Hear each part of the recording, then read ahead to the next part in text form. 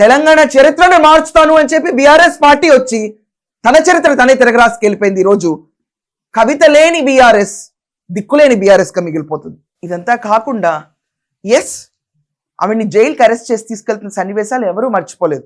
Airport దాకా కూడా సాగనంపలేదు. అందరూ అనుకున్నారు ఇదేంటి, వేరెస్ కేటీఆర్, వేరెస్ హరీష్ రావు, ఎయిర్పోర్ట్ దాకా ఎందుకు వెళ్ళలేదు? కానీ విడుదలైన వెంటనే మాత్రం పక్క నుండి తీసుకొచ్చారు.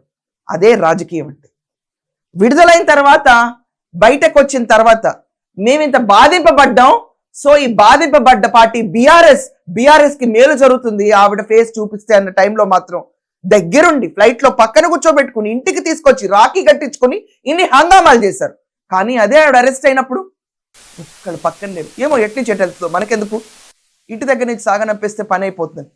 ఒకే ఒక్క ఆవిడ వాళ్ళ హస్బెండ్ వెంటబెట్టుకుని వెళ్ళింది. ఆవిడ కేసీఆర్ పైన ఉన్న కక్షతో బీజేపీ పార్టీ ఆవిడ పైన చేసిన ఈ అన్యాయమైన కేసులో బలైపోయిన ఒక స్త్రీ.